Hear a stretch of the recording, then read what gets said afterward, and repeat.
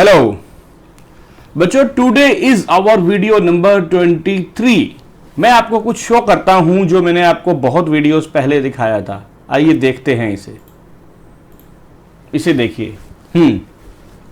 याद आया कुछ? As per section 10 all agreements are contract. All agreements are contract if they are made with free consent of the parties competent to contract for a lawful consideration with a lawful object and not expressly declared to be void। तो इसमें हमने जो free consent वाला element है वो हमने video number 16 से लेके वीडियो नंबर 22 तक हमने करा है। ठीक है, जो बाकी चीजें थी आपकी यहां पढ़ी थी हमने, देखो एसेंशियल्स में पढ़ा था। मैंने आपको कहा था ना कि सारी चीजें हम डिटेल में पढ़ने वाले हैं। देखो ये यहां पर हमारा ऑफर एंड एक्सेप्टेंस था, इसमें एसेंशियल्स में आता था ना प्रॉपर ऑफर एंड एक्सेप्टेंस, तो वो भी एक अलग से टॉपिक पढ़ लिया है। ठीक है, यहां पर देखो सेकंड लिखा हुआ है, पहला नहीं लिखा हुआ था सीधा सीधा। क्यों? क्योंकि पहला हमने अलग से पढ़ लिया था ऑफर एंड एक्सेप्टेंस, ये सेकंड चैप्टर में। ये देखो ये हमने ऑफर एंड एक्सेप्टेंस पढ़ लिया था ऑलरेडी, अलग से टाइप ऑफ कॉन्ट्रैक्ट भी हमने पढ़ लिया है। अब हमने ये इसके नेक्स्ट एलिमेंट पे मूव करना है, और नेक्स्ट एलिमेंट क्या है? Competent to contract. सेक्शन 10 ने जो कहा है all agreement are contract if they are made with free consent of the parties with parties competent to contract. अब हमने आगे बढ़ना है इस वाली वीडियो में और नेक्स्ट वाली वीडियो में। हम इन दो वीडियोस में कैपेसिटी ऑफ कॉन्ट्रैक्ट को ही स्टडी करेंगे। और बेटा आप बने रहिए और आप डिटेल में स्टडी करते रहिए, लोगों की बातों में मत आइए जो बकवास करते हैं कि जो है बहुत शॉर्ट में पढ़ना चाहिए। शॉर्ट में नहीं पढ़ना चाहिए, बिल्कुल नहीं पढ़ना चाहिए। आपको डिटेल में पढ़ना है और बाद में शॉर्ट में पढ़ना है। हां जी, तो हम मूव करते हैं अपने अगले टॉपिक की तरफ, विच इज टेल मी क्या है? Capacity of contract.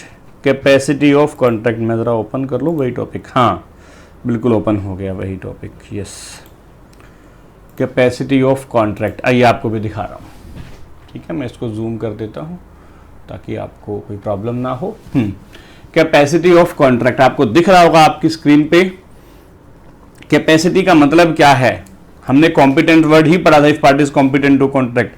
चैप्टर का नाम कैपेसिटी है, इसलिए हम एक्सप्लेन कर रहे हैं कैपेसिटी का मतलब क्या है। Capacity refer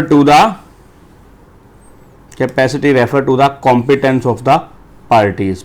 party should be competent. ठीक है ना, और वो कौन सी पार्टी कॉम्पिटेंट मानी जाती है एज पर लॉ? कहता है every person is competent. Every person is competent. मैं हर चीज को हाईलाइट नहीं करूंगा, सिर्फ जो मेन चीज है उसको हाईलाइट करूंगा। Every person is competent to contract who is of the age of majority. जो मेजर है, जो एज ऑफ मेजोरिटी का है, प्लस किसके according? According to the law of which he is a, यहां ऑफ होना चाहिए ये word, according to the law of which he is a subject and who is of sound mind. Who is of sound mind. पहली चीज आ गई, who is of age of maturity. ये नहीं बता रहा कि कौन डिस्क्वालिफाइड है, लॉ ये बताता है कि कौन क्वालिफाइड है। ठीक है, लॉ कभी नहीं कहता कि कौन लोग नहीं है, लॉ कहता है इस केस में कि कौन लोग हैं। होना चाहिए age of maturity, who is of sound mind and not disqualified from contracting. Not disqualified from contracting. ध्यान देना बेटा, तीनों के बीच में एक खास तरह का वर्ड लगा हुआ है, who is age of majority according to law and who is of sound mind and. मतलब क्या है? ये तीनों के तीनों होने जरूरी हो। अगर आप कॉम्पिटेंट कब होगे? जब आप साउंड माइंड भी हो, जब आप मेजर भी हो, और जब आप नॉट डिस्क्वालिफाइड हो। अदर वर्ड्स में कहें, तीनों में से कोई भी एक चीज अगर आपके पास नहीं है तो आप डिस्क्वालिफाइड हो। ठीक है, तीनों में से कोई भी एक चीज अगर आपके पास नहीं है तो आप क्या हो? डिस्क्वालिफाइड हो। इस चीज का आप ध्यान रखें। ठीक है, आगे बढ़ते हैं, हम जरा इसका मतलब समझते हैं। Age of majority. Age of majority का मतलब क्या है? ये इंडियन मेजोरिटी एक्ट गवर्न करता है। कौन गवर्न करता है? Indian majority act. हमें हर एक्ट की डिटेल में नहीं जाना है हम, लेकिन कॉन्ट्रैक्ट एक्ट की डिटेल में हम तह तक जाएंगे। ठीक है, और किसी एक्ट में नहीं। तो कहते हैं वो वाला एक्ट कहता है थोड़ा सा एवरी पर्सन डोमिसाइल, डोमिसाइल मतलब जिसका इंडिया में डोमिसाइल, जो मतलब इंडिया का यहाँ का नागरिक है, जिसके पास यहाँ का रिहायशी प्रमाण पत्र है कि वो यहाँ का रहने वाला है, attains majority on the completion of 18 years of age. ठीक है, वो मेजोरिटी अटेन कर लेगा 18 साल की उम्र में, बात खत्म। 18 साल का अगर है तो आप कॉन्ट्रैक्ट करने के लिए कैपेबल हो। साउंड माइंड का मतलब क्या है? Person should be of sound mind when making a contract. अभी हम डिटेल में पढ़ने वाले हैं हर चीज को। और वो अदरवाइज डिस्क्वालिफाइड नहीं होना चाहिए, नहीं होना चाहिए। ठीक है, ये तो होना चाहिए। क्या कह रहा है भाई? ये तो होना चाहिए। अरे यार रुको, मेजर होना चाहिए, साउंड माइंड का होना चाहिए, लेकिन डिस्क्वालिफाइड नहीं चाहिए। ये तीनों चीजें जिसके अंदर हैं, he is capable to make a contract. तो अभी तक हमने क्या पढ़ा? कौन पार्टी, हमने पढ़ा अभी तक रूल क्या कि कौन कौन सी पार्टी कॉम्पिटेंट है। तो हमने पढ़ी ये तीन चीजें, ये तीनों के तीनों एलिमेंट हमें चाहिए, this and this and this.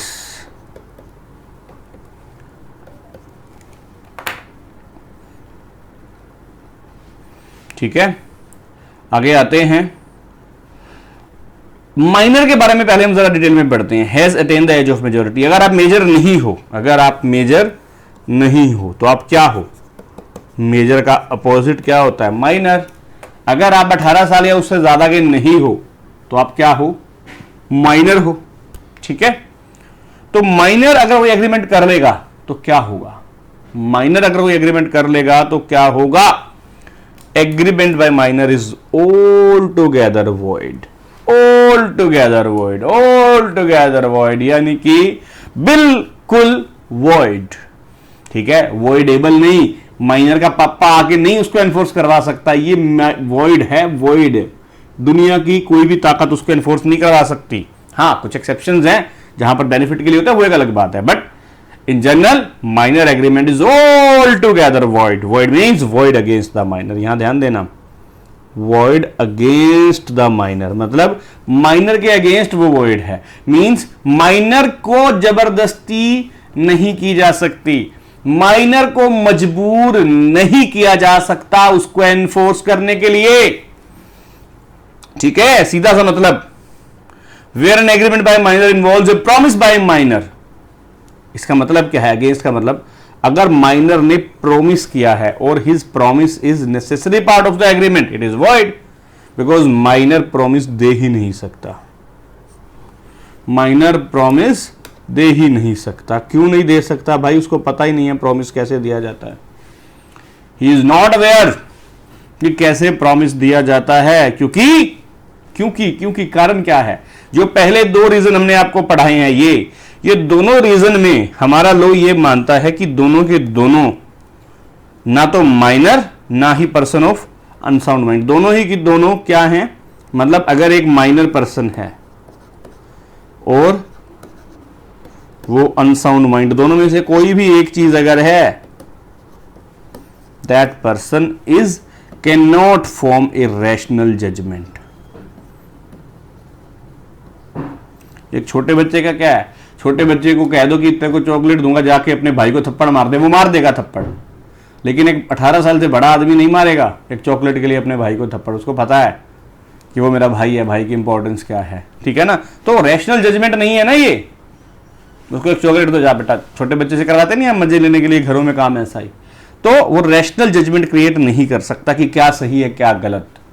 वो इमोशन ड्राइव होता है। रैशनल का अपोजिट वर्ड होता है इमोशंस। तो माइनर जो होता है वो इमोशंस ड्रिवन पर्सन होता है बेसिकली, ऐसा लो मानता है।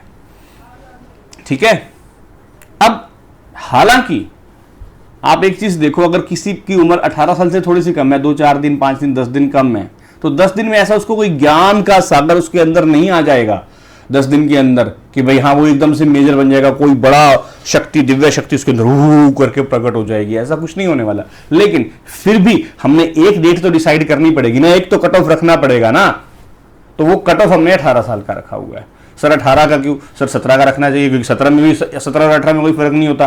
फिर 17 का रखेंगे फिर कहोगे सर 16 का क्यों, 17 और 16 में भी खास फर्क नहीं होता। तो फर्क तो होता है बेटा, थोड़ा थोड़ा थोड़ा करके फर्क पड़ता है। हम भी जितने बड़े भी हो जाए हम टाइम के साथ इवॉल्व होते हैं, हम टाइम के साथ सीखते हैं। ठीक है बेटा। रेटिफिकेशन, रेटिफिकेशन अलाउड नहीं है जी। भाई एक माइनर है, माइनर ने एग्रीमेंट कर लिया, वो 18 साल का हो गया, कहता है भाई साहब अब तो मैं 18 साल का हो गया हूं ना, अब तो जो मैंने पहले एग्रीमेंट किया था मैं उसको अप्रूव करता हूं, अब तो मैं मेजर हूं। लोग कहते हैं नहीं, अगर आप कह रहे हो कि आप मेजर हो गए हो तो आप नया एग्रीमेंट बनाओ ना, पुराने को क्यों अप्रूव कर रहे हो, पुराने को क्यों अप्रूव कर रहे हो, पुराने को नहीं करना। आप पुराने एग्रीमेंट को वैलिडेट नहीं कर सकते।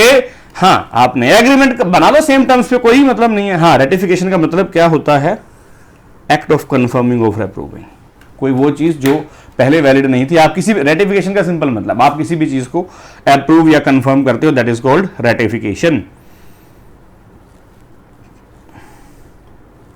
Minor can always plead minority. बेटा ये वाला कॉन्ट्रैक्ट और हाँ, कैन ऑलवेज प्लीड माइनॉरिटी का मतलब क्या है, यहां इसका मतलब सिंपल सी बात है, he can always take defence that he was minor. समझो बात को बेटा, क्या कहना चाह रहा हूं मैं आपको ये कहना चाह रहा हूं कि एक पर्सन जो कि माइनर है, तो माइनर है तो उसको अकल ही नहीं है। हम क्या कह रहे हैं, ही इज नॉट रैशनल, कि उसको क्या बोलना है, हो सकता है वो जाके झूठ भी बोल दे, नो ना मैं छोटा बच्चा नहीं हूं अंकल, मैं तो बहुत बड़ा हूं। ठीक है, और वो कोई भी एग्रीमेंट कर ले, ठीक है, वो कोई भी एग्रीमेंट कर ले। अगर उसने ऐसा कोई एग्रीमेंट कर लिया, अगर उसने कोई ऐसा एग्रीमेंट कर लिया किस चीज का, जो कि माइनर के ऊपर ऑब्लिगेशन डाल रहा है, जो कि माइनर के ऊपर ऑब्लिगेशन डाल रहा है। अब बाद में उसके पूछा गया, हाँ भाई तू अपना प्रॉमिस परफॉर्म कर, माइनर को कहा गया, फिर वो कहता है देखो अंकल मैं तो छोटा सा बच्चा हूं, मैं तो अभी बड़ा ही नहीं हुआ। तूने उस दिन तो बोला था, तूने तो बोला था मैं मेजर हूं। अरे भाई माइनर होने का यही तो दुख है ना दूसरे वाली पार्टी को, माइनर है ना, उसको पता ही नहीं है ना कि भाई मैं ये झूठ बोल रहा हूं, मेरे को ये झूठ बोलना है नहीं, ही इज नॉट रैशनल। 18 साल से बड़े बंदे को पता है कि मैं झूठ बोलूंगा तो मेरे को सजा हो सकती है, लेकिन बच्चे को तो नहीं पता ना झूठ की क्या वो होती है, झूठ की क्या कीमत चुकानी पड़ सकती है। ही इज नॉट अवेयर, उसको माफ किया जा रहा है। लोग कहते हैं ठीक है भाई, अगर आपने एक बार माइनर अपने आप मतलब माइनर ने अपने आप को एज ए मेजर प्रेजेंट करते हुए एग्रीमेंट कर भी लिया तो भी हमेशा वो जब तक माइनर है वो हमेशा अपनी माइनॉरिटी की आड़ में छुप सकता है। ठीक है, even it will not stop him from pleading his minority. ठीक है, कहता है उसने एक लोन ले लिया, बाद में पे करने से मना कर दिया, अब वो अपनी माइनॉरिटी प्लीड कर सकता है और वो लोन की रीपेमेंट के लिए बाउंड नहीं है, बिल्कुल नहीं है, ध्यान रखना, बिल्कुल बाउंड नहीं है। ठीक है, लेकिन एक स्पेसिफिक रिलीफ एक्ट है हमारा। ठीक है, वो सेक्शन 33 हमें ये सिर्फ ये अलाउ करता है कि अगर माइनर ने कोई फ्रॉडलेंटली कुछ प्रॉपर्टीज बेच दी हैं, अब कोर्ट अगर उसको कैंसिल करता है, ठीक है, माइनर ने धोखे से कोई प्रॉपर्टी बेच दी, गिरवी रख के आ गया, अगर कोर्ट तो एग्रीमेंट कैंसिल करेगा क्योंकि minor is not capable to make contract, तो माइनर ने जो पैसा मिला है, ठीक है, तो वो वापस दिया जाएगा। Minor must be compensated. हाँ, at the instance of the minor the purchaser must be compensated. ठीक है ना। अब माइनर कहता है कि कैंसिल करो, तो जो उसका परचेजर था उसको पैसे वापस दिलवाने पड़ेंगे। ठीक है ना, माइनर ने जो पैसे लिए हैं वो पैसे वापस दिलवाने पड़ेंगे टू द एक्सटेंट वो पैसे उसने यूज नहीं किए। ठीक है, स्पेसिफिक रिलीफ एक्ट में देखो जनरल रूल क्या है कि माइनर हमेशा अपनी माइनॉरिटी प्लीड कर सकता है, लेकिन कुछ एक्सेप्शंस दी होती है ना, कुछ एक्सेप्शंस ऐसी भी होती है जो इंडियन कॉन्ट्रैक्ट एक्ट की नहीं है, तो हमें फॉलो करनी पड़ेगी। ठीक है, कोई भी कॉन्ट्रैक्ट एक्ट का प्रोविजन माइनर को बेनिफिशियरी बनने से नहीं रोक सकता। मतलब माइनर को अगर बेनिफिट मिल रहा है तो उसको नहीं रोका जा सकता। बेटा माइनर के एजुकेशन के लिए एग्रीमेंट किया स्कूल वालों के साथ, तो अब स्कूल वाले कह रहे हैं कि स्कूल में एडमिशन कराया, पेरेंट्स ही साइन करते हैं ना बच्चों के फॉर्म, एडमिशन फॉर्म वगैरह पे पेरेंट्स साइन करते हैं।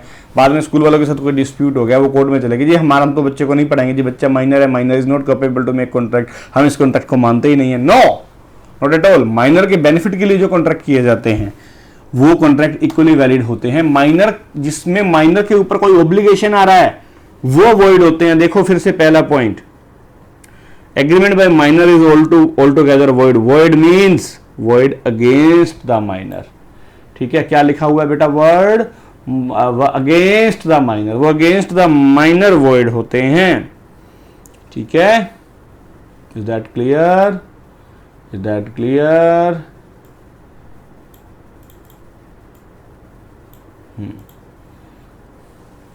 ठीक है जी। हाँ, हम कहाँ पे थे? Minor can be beneficiary, minor can not become a partner, however with the consent of all partner he can be admitted for the benefit to the partnership. हम आगे पढ़ेंगे, आगे वाले पॉइंट में अदर प्रोविजंस में है। ठीक है, चलो। कॉन्ट्रैक्ट बाय गार्डियन, गार्डियन कौन होते हैं? गार्डियन बेटा थोड़ा वाइडर टर्म है। पेरेंट तो पेरेंट ही होते हैं, जो माता पिता होते हैं। गार्डियन मतलब जो उसको केयर टेकर हैं। कई बच्चों के पेरेंट नहीं होते, मतलब ऑर्फन बच्चे होते हैं जैसे, या कई बच्चों के पेरेंट्स जल्दी छोड़ के चले जाते हैं उनको, तो वो बच्चे जिसकी उसकी होते हैं, जो उनके केयर टेकर होते हैं, जो उनको संभाल रहे होते हैं। हो सकता है वो रिश्तेदार भी हों उनके, हो सकता है कि माइनर उसकी पेरेंट की प्रॉपर्टी बहुत ज़्यादा हो, कोर्ट ने कोई गार्डियन अपॉइंट कर दिया हो कि जब तक वो 18 साल का नहीं होता आप उसको संभालोगे, आपको इतनी सैलरी मिलेगी और इस प्रॉपर्टी से आप इतना इसको संभालने का खर्चा भी ले सकते हो। जहाँ पर ये अमीर घरों के होते हैं बेटा ये। तो contract entered by guardian of a minor on behalf of the minor can be enforced by और अगेंस्ट द माइनर। कहते हैं वो कॉन्ट्रैक्ट जो गार्डियन ने किए हैं on behalf of the minor can be enforced by और अगेंस्ट द माइनर इफ, दो चीजें हैं, अगर वो within the scope of the authority and for the benefit. देखो बेटा, जो उसके ओरिजिनल पेरेंट होते हैं उसके पास अथॉरिटी होती है माइनर से रिलेटेड सारे काम करने की, plus for the benefit of the minor, वो माइनर के बेनिफिट के लिए। बेटा माइनर बीमार है, उसका इलाज कराने के लिए तो डॉक्टर से एग्रीमेंट करेगा ना, वो डॉक्टर को फीस पे करेगा, कोई सर्जरी करवाने की जरूरत है तो वो पैसा पे करेगा। दूसरा, with in the scope of the authority of the minor.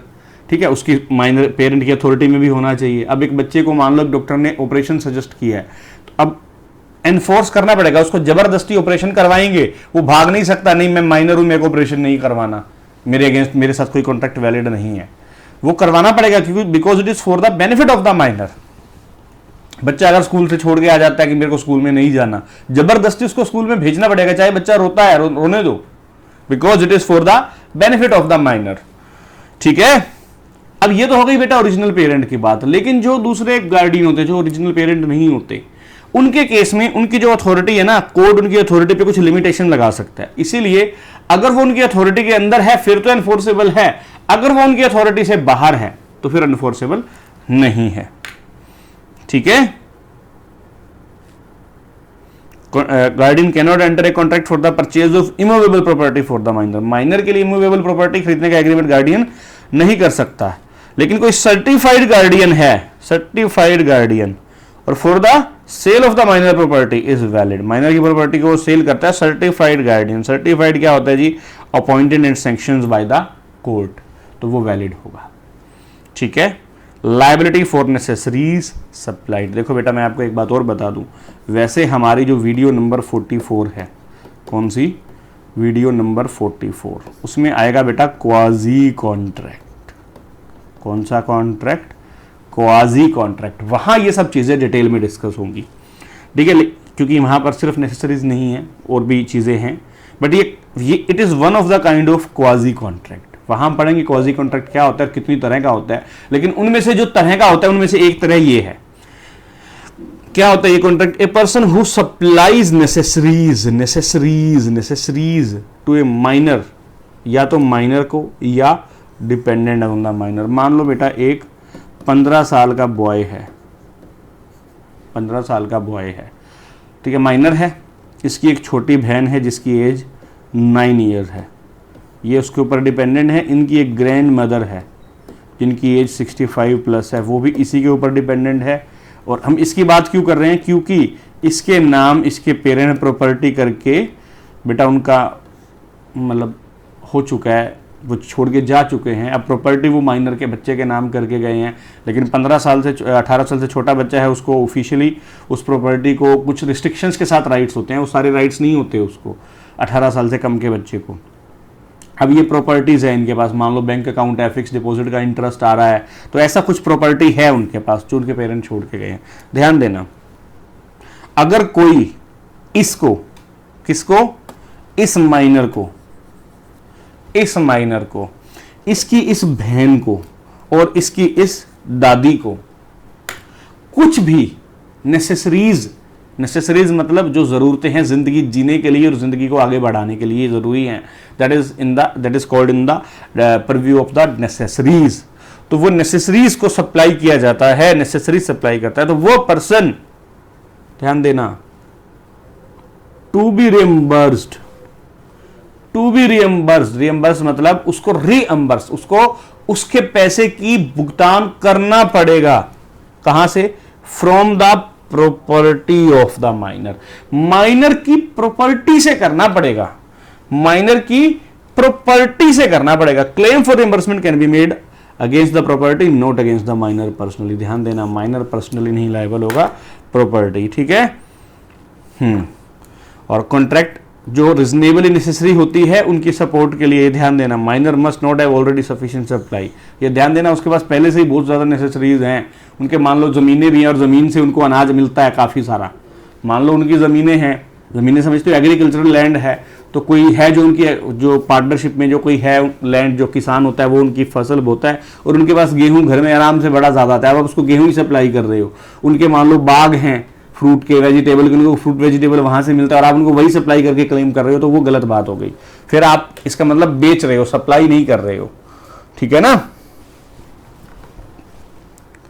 तो लग्जरीज नहीं होनी चाहिए, कॉस्टली और अननेसेसरी आर्टिकल्स इसमें कवर नहीं होते हैं, ध्यान देना इस बात का, ठीक है ना। लेकिन हाँ, एक चीज का ध्यान रखा जाएगा, जो जिस सोसाइटी से, जिस फाइनेंशियल स्टेटस से वो बिलोंग करते हैं उसके अंदर अगर आता है, मान लो बेटा एक मिडिल क्लास आदमी है, उसका बच्चा सरकारी स्कूल में पढ़ता है, एक मिडिल लेवल के प्राइवेट स्कूल में पढ़ता है, एक बहुत हायर क्लास है, उसके बच्चे बाहर पढ़ने जाते हैं दूसरी कंट्री में, तो अगर उस फैमिली का केस है तो वो बाहर पढ़ने जाने का खर्चा भी जो है वो एजुकेशन का माना जाएगा, क्योंकि उन फैमिलीज की सोसाइटीज में ऐसा होता है ना, ठीक है। मतलब कोर्ट डिसाइड करेगा, मतलब मैंने एक एग्जाम्पल दे दिया, बट ये सही है या नहीं ये कोर्ट डिसाइड करेगा कि क्या फॉरेन एजुकेशन प्राइमरी बेसिस पे 10th से नीचे लेवल पे क्या ये नेसेसरीज में काउंट होनी चाहिए या नहीं, कोर्ट डिसाइड करेगा, ठीक है। लोग कहता है कि जो सोसाइटी, जिस सोसाइटी को बिलोंग करते हैं उसके हिसाब से होगा। आप सोसाइटी से बिलोंग करते हैं तो एक बेटा एक वो आ गया ना, एक यहाँ पे सब्जेक्टिव पॉइंट आ गया। ऑर्डर प्रोविजन क्या है जी? अदर प्रोविजन, ये छोटे छोटे बेटा छुटकू से प्रोविजन है जो हमने ऊपर पढ़े हैं, ठीक है ना। उससे आप बड़े आराम से इसका मतलब समझ जाओगे। स्टडी मेट से यूं के यूं मैंने ये ले रखे हैं। माइनर एग्रीमेंट एब्सोल्युटली वॉइड, क्योंकि स्पेसिफिक परफॉर्मेंस के लिए आप उसको बाउंड नहीं कर सकते, बिल्कुल नहीं कर सकते स्पेसिफिक परफॉर्मेंस के लिए। मान लो माइनर के साथ एग्रीमेंट कर लिया कि उसने डांस करना है, उसके साथ एग्रीमेंट, तो डांस तो करना ही पड़ेगा, नहीं कर सकते जी। नो इंसॉल्वेंसी, माइनर कभी भी इंसॉल्वेंट डिक्लेयर नहीं हो सकता, बिकॉज इंसॉल्वेंट क्या होता है? जिसके डेट्स ज्यादा होते हैं। जब माइनर के ऊपर लाइबिलिटी नहीं आ सकती तो डेट्स उसके एसेट से ज्यादा कैसे हो सकते हैं, ठीक है। और उसकी प्रॉपर्टी से ज्यादा उसके डेट्स होते नहीं है, जो यहां पर हमने पढ़ा भी है, ऊपर नेसेसरीज वाला केस पढ़ा है। प्रॉपर्टी से ज्यादा तो उसके लिए वैसे लाइबिलिटी नहीं है, तो इसीलिए वो कभी भी इंसॉल्वेंट नहीं होता है। माइनर पार्टनर बन सकता है, जनरल आंसर नहीं बन सकता, बट पार्टनरशिप एक्ट कहता है कि अगर बाकी सारे पार्टनर चाहें तो फॉर द बेनिफिट्स, क्योंकि ऑब्लिगेशन नहीं आ सकता उसके ऊपर, फॉर द बेनिफिट्स एक माइनर को पार्टनर बनाया जा सकता है। माइनर एजेंट बन सकता है, बिल्कुल बन सकता है, क्योंकि एजेंट, देखो एजेंट जब होता है ना, यहां समझ लेना दो बातें, एक होता है प्रिंसिपल, एक होता है प्रिंसिपल और एक होता है एजेंट। एजेंट वो होता है जो अपने काम से प्रिंसिपल को बाउंड करता है। मतलब एजेंट जो है वो क्या होता है? Work on behalf of principal, ठीक है। अब एजेंट ने किसी थर्ड पार्टी के साथ कोई एग्रीमेंट किया, किसके साथ एग्रीमेंट किया? किसी थर्ड पार्टी के साथ, तो थर्ड पार्टी को प्रिंसिपल के अगेंस्ट एक्शन लेने का राइट मिल जाता है, बिकॉज एजेंट, प्रिंसिपल ने इसको ऑथराइज कर देना कि तू मेरे बिहाफ पे एग्रीमेंट कर ले, तो थर्ड पार्टी के पास क्या राइट है, प्रिंसिपल के अगेंस्ट एक्शन लेने का। और प्रिंसिपल का ऑब्लिगेशन है, प्रिंसिपल का क्या है, ऑब्लिगेशन है इस थर्ड पार्टी के प्रति। लेकिन अगर ये एजेंट अथॉरिटी से बाहर काम करके आ गया तो प्रिंसिपल के पास एजेंट के अगेंस्ट भी राइट है कि तूने, मैंने तेरे को जो अथॉरिटी दी थी उस अथॉरिटी से ज्यादा काम तूने क्यों किया। हालांकि वो थर्ड पार्टी के प्रति लायबल रहेगा, प्रिंसिपल थर्ड पार्टी के प्रति लायबल रहेगा, लेकिन वो अपने एजेंट को भी स्यू कर सकता है कि तूने इस अथॉरिटी, मैंने एग्रीमेंट दिया, मैंने एक एजेंट को कहा कि ये मोबाइल आपको जो है 70,000 से नीचे नहीं बेचना, उसके उसने 60,000 का बेच दिया, ठीक है ना। अब वो 60,000 का मोबाइल बेच के आ गया तो थर्ड पार्टी को तो मेरे को वो 60,000 का मोबाइल देना पड़ेगा, लेकिन मैं अपने एजेंट को कहूंगा भाई तूने 60,000 का क्यों दिया जब मैंने तेरे को 70,000 की अथॉरिटी दी थी, 10,000 में तेरे से लूंगा। ध्यान देना, ये जो मैंने अभी प्रोविजन बताया ये कब रहेंगे, अगर जो आपका एजेंट है वो मेजर है। लेकिन अगर आपका एजेंट माइनर हो गया तो ये वाली चीज तो वैलिड रहेगी, लेकिन जो ये वाली चीज है, जो प्रिंसिपल एजेंट से 10,000 रुपए मांग रहा है वो नहीं मांग सकता। मींस प्रिंसिपल को एजेंट के अगेंस्ट कोई राइट नहीं मिलेगी, और एजेंट के थर्ड पार्टी के अगेंस्ट तो वैसे ही राइट नहीं होते, कोई ऑब्लिगेशन नहीं होते, ठीक है।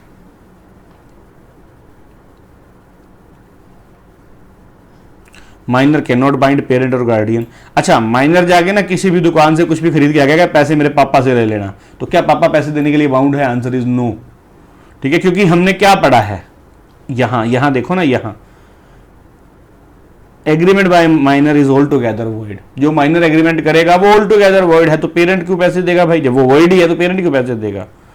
ज्वाइंट कॉन्ट्रैक्ट, अगर माइनर एडल्ट ने मिलकर कोई ज्वाइंट कॉन्ट्रैक्ट किया है तो एजेंट बोल रहा हूं, अडल्ट ने, अडल्ट मतलब जो माइनर नहीं है, मेजर है, अडल्ट है, ठीक है ना, तो अडल्ट लायबल होगा, माइनर लायबल नहीं होगा, ठीक है। श्योरिटी फॉर ए माइनर, कहता है श्योरिटी का वर्ड क्या होता है बेटा? श्योरिटी क्या होता है? जिसको आप गारंटर समझते हो ना, गारंटर, आपने एक वर्ड सुना होगा कभी, गारंटर। जैसे मान लो किसी पर्सन ने कोई एग्रीमेंट किया, मैंने उसके बिहाफ पे कहा कि मैं इसकी गारंटी लेता हूं, तो आई बिकम श्योरिटी, मेरा नाम क्या होगा? श्योरिटी, ठीक है। एक्स ने वाई के साथ कोई एग्रीमेंट किया, एक्स कहता है कि पैसे मैं तेरे को बाद में दूंगा, वाई कहता है मैं तेरे को जानता नहीं, जेड कहता है वाई को, अगर एक्स तेरे को पैसे नहीं देगा तो मैं पैसे दूंगा, ठीक है। तो जैसे ही जेड ने वाई को प्रॉमिस किया, यहां एक्स और जेड के बीच में भी ऑटोमेटिकली एक एग्रीमेंट बन गया। जेड यहां पर क्या है? श्योरिटी, ठीक है। तो अगर यहां पर एक्स माइनर होता, एक्स क्या है यहां पे? माइनर होता, और एक्स वाई से कुछ खरीद रहा है और जेड ने कहा अगर एक्स ने पैसे नहीं दिए तो मैं दूंगा। अब वाई एक्स के अगेंस्ट एक्शन ले नहीं सकता, लेकिन क्या जेड पैसे देने के लिए लायबल है? आंसर है बिल्कुल यस, लायबल है। इन contract of guarantee when adult stand surety for a minor, ये एडल्ट है ना, जो जेड है वो एडल्ट है, ये गारंटर बन गया, then adult is liable to third party as there is a direct contract between surety and the third party. क्या एक्स और वाई एक्स के अगेंस्ट एक्शन ले सकता है? क्या, जल्दी सोच के बताओ, क्या वाई एक्स के अगेंस्ट एक्शन ले सकता है? जल्दी बताओ जल्दी, क्या वाई नहीं ले सकता? क्या जेड एक्स के अगेंस्ट एक्शन ले सकता है? नहीं ले सकता, क्योंकि वो माइनर है ना। माइनर शेयर होल्डर बन सकता है, बिल्कुल बन सकता है, लेकिन एक शर्त है, माइनर के अगेंस्ट ऑब्लिगेशन नहीं होता ना। लेकिन अगर माइनर ऑब्लिगेशन नहीं ले सकता ना, लेकिन माइनर एक शेयर खरीद सकता है। शर्त ये कंपनी क्या कहती है? पहली चीज तो आर्टिकल्स ऑफ एसोसिएशन में लिखी होनी चाहिए, ठीक है।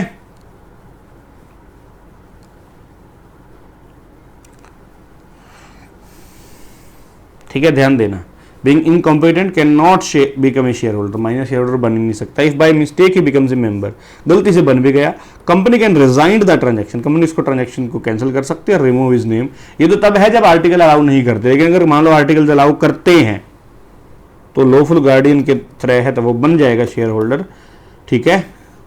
लेकिन वो कब बनेगा? फुली पेड शेयर्स के ही, फुली पेड शेयर के लिए ही बनेगा। मान लो एक कंपनी ने एप्लीकेशन निकाली कि जिस बंदे को शेयर्स लेने हैं 5 रुपए पर शेयर एप्लीकेशन आप जमा कराओ, वो शेयर कितने रुपए का है? 10 रुपए का है, तो वो अप्लाई नहीं कर सकता। वर्ड क्या लिखा हुआ है देखो बेटा, ट्रांसफर और ट्रांसमिशन। ट्रांसफर मतलब वो किसी और से शेयर खरीद रहा है, ठीक है, तो खरीदेगा तो पूरे पैसे ही देगा ना उसको। माइनर अगर वो फुली पेड शेयर है तो माइनर को ट्रांसफर किया जा सकता है, पार्टली पेड शेयर ट्रांसफर नहीं किया जा सकता। ट्रांसमिशन क्या होता है बेटा, जो लॉफुली मतलब एक पर्सन की डेथ होती है तो उसकी एसेट्स उस बच्चे के पास ट्रांसफर होती है, तो मान लो उसका बच्चा माइनर है तो शेयर उसके पास ट्रांसफर हो जाएंगे। लायबिलिटी फॉर टॉर्ट, टॉर्ट क्या होता है बेटा, टॉर्ट होता है सिविल रॉन्ग, कुछ भी जो मतलब आमतौर पे गलत माना जाता है तो वो क्या होता है, लायबिलिटी फॉर टॉर्ट क्या माइनर के प्रति होगी, minor is liable in tort, ठीक है, लेकिन कब होगी, कहते हैं minor is liable in tort, होगा लेकिन कब नहीं होगा, if the tort in reality is not a breach of contract, ठीक है। वो जो गलती है ना, वो गलती दो तरह की हो सकती है, एक तो वो गलती ये है कि कॉन्ट्रैक्ट को ब्रीच किया है, और दूसरा है कॉन्ट्रैक्ट को ब्रीच नहीं किया, उसके अलावा कुछ किया है, ठीक है। देखो, where a minor borrowed a horse for riding only, he was held liable when he lent the horse to one of his friend who jumped and killed the horse, ठीक है। उसने क्या किया, उसको घोड़े को खुदवाया और उस घोड़े को अल्टीमेटली मरवा दिया। सिमिलरली, ठीक है, तो यहां गलत बात होगी ना, घोड़े को बेटा एक जानवर को मार दिया, किलिंग, तो गलत होगी ना। तो यहां कहते हैं minor was held liable for his failure, minor एक फेलियर के लिए लायबल होगा to return certain instrument which he had hired and then passed to a friend, तो यहां वो इसके लिए लायबल हो गया कि भाई तूने कोई चीज ली और तूने अपने फ्रेंड को पास ऑन कर दी, ये गलत है, ठीक है ना, क्योंकि यहां ब्रीच ऑफ कॉन्ट्रैक्ट से थोड़ा सा एक्सटेंड होगी वो चीज। तो सिंपली ब्रीच ऑफ कॉन्ट्रैक्ट के लिए लायबल नहीं होता, अगर tort is simply breach of contract तो वो लायबल नहीं है, लेकिन सिविल रॉन्ग है, सिविल रॉन्ग मतलब जो एक आम भावना, आम जन भावना के अगेंस्ट है तो वो लायबल होता है, ब्रीच ऑफ कॉन्ट्रैक्ट के लिए लायबल नहीं होता, ये ध्यान रखना, ठीक है। मान लो बेटा एक माइनर ने जो है किसी को, ये थोड़ी ना कि माइनर चोरी करेगा तो हम उसको कुछ कहेंगे नहीं, उसको बाल सुधार गृह में डालेंगे, जेल में डालेंगे, ठीक है, clear.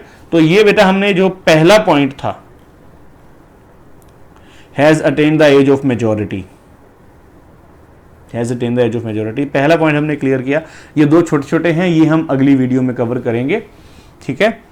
Till then bye bye. और हाँ, अगर आपको कोई डाउट रहा हो तो आप इस वीडियो को फिर से देखें, ज़रूर देखें, रिवाइंड करके देखें, और आपके कोई डाउट हो तो आप ज़रूर कमेंट में लिखें, ठीक है।